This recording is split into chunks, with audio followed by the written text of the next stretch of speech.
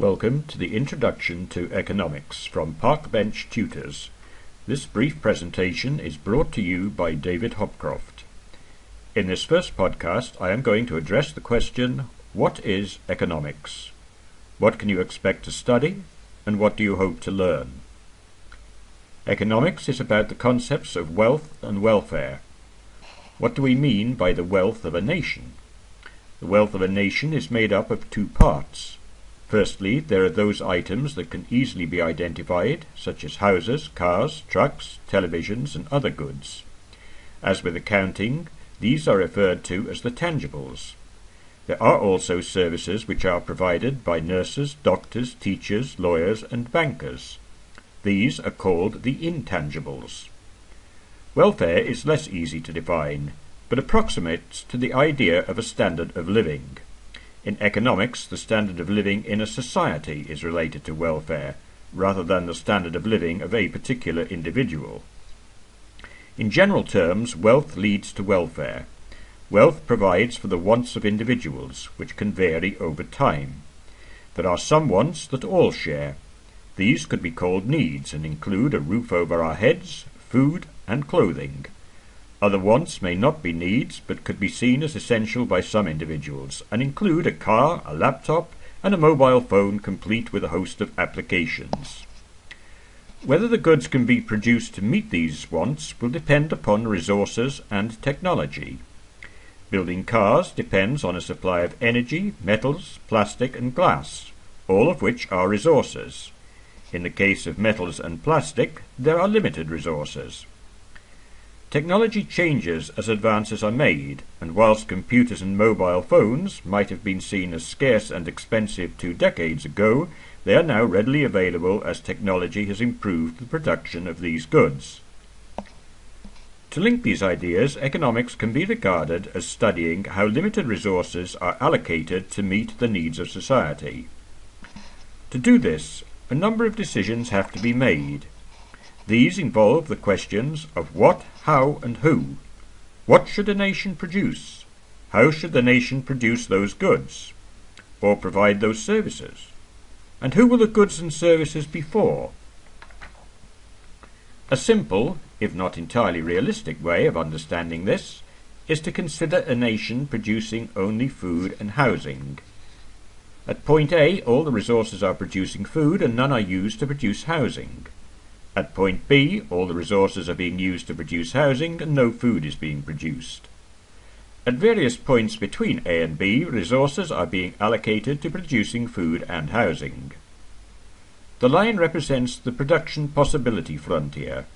At A, all resources are producing food. To produce housing, some food production has to be stopped. This is called the opportunity cost of producing housing. It is measured by the slope of the line, that is, by dividing OA by OB. The same idea applies if the cost of producing extra food is considered. The slope OB over OA represents the opportunity cost of producing food, or the rate of transformation of housing into producing food. In this situation, a straight line graph has been shown. The opportunity costs remain the same, and there is a constant opportunity cost. In practice, this is most unlikely. A more likely scenario is that there will be an increasing opportunity cost. The cost of producing the first units of housing are likely to be small, whilst as additional resources are devoted to producing housing, then the opportunity costs will increase. With increasing opportunity costs, the slope increases as more and more housing is produced. Economics is about using wealth to produce welfare for a society.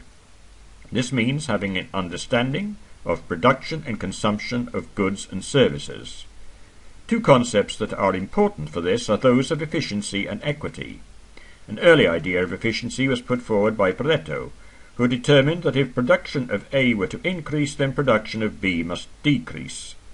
A number of conditions would have to be met before this would hold. Equity involves the ideas of fairness and justice. At one time this was considered to be the realm of politics and sociology, but increasingly it is becoming a part of economics. This means economists are concerned with questions such as determining what is meant by a fair distribution of wealth and income and what is in the public interest.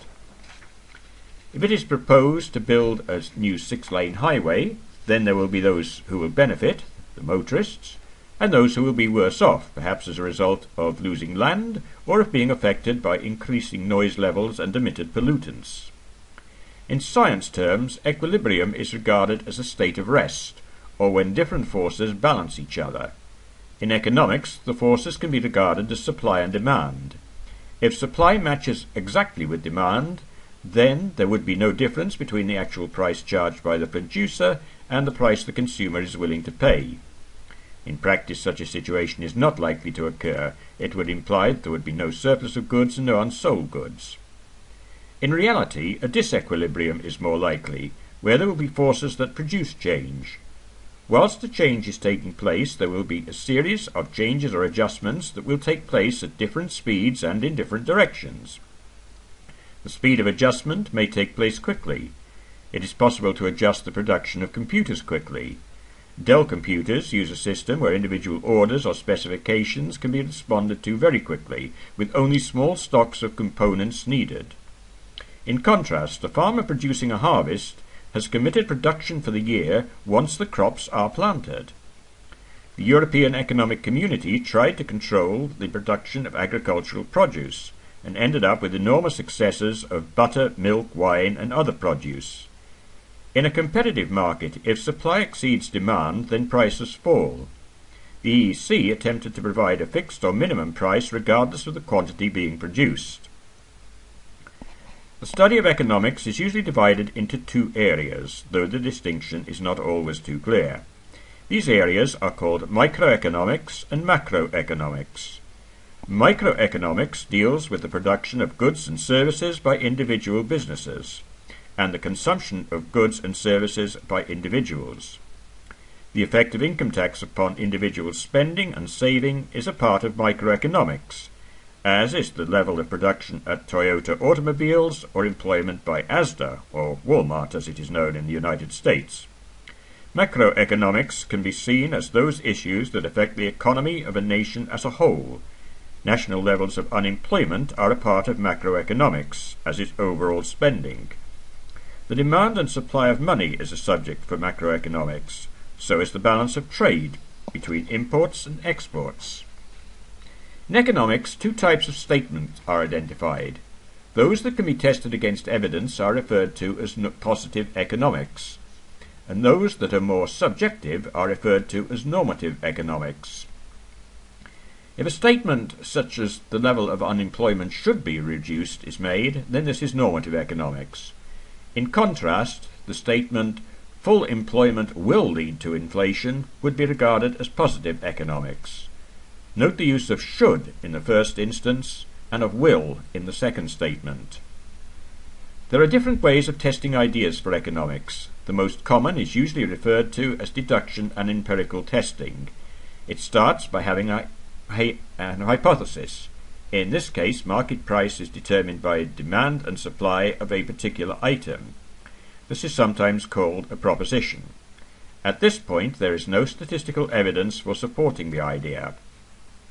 The next step is to set out the assumptions that are being made about the variables that are under investigation. There are four obvious assumptions here. There must be buyers who are consumers and sellers who represent producers. If the price falls, there will be more demand since the items become affordable. And if prices rise, then demand falls. If the price falls too low, then the quantity of items supplied to the market will fall. If the prices then start to increase, then the quantity supplied will increase. Now the reasoning is stated. If the price is too high, then supply exceeds demand, so the price must fall. If the price gets too low, then demand will exceed supply, so the price can rise. If the demand and supply are the same, then the price should be stable. The prediction from these steps is that if supply is increased, then price falls, and vice versa. Consider the production of mobile phones. If the price is set too high, then the supply of phones will exceed the demand, and so the price should fall to sell more phones. If the price then gets too low, then the demand will exceed the supply and the price will rise. The price will be stable when demand and supply are the same. The end result is that a prediction can be made. If supply is increased, then market price falls, and if supply is reduced, then market price will rise. This prediction can be applied to a number of fields. The price of oil in terms of dollars per barrel is sensitive to the supply and demand. A second method is to collect and analyze data from this to derive relationships. This is more difficult since it is often very hard to identify all the variables purely from a set of data. Much of the information presented in a course of economics is in the form of graphs and tables. The simplest graph is one that shows a relationship between two variables. In this example, a straight line graph shows a linear relationship. A nonlinear relationship would show a curve. Often, the results do not give graphs like these, but the points produce a scattered pattern where the line of best fit is determined. The use of statistical tests is then needed to determine the significance of the relationship, or the probability that the events have not occurred by chance. This ends the first podcast for Introductory Economics. Thank you for watching and for listening.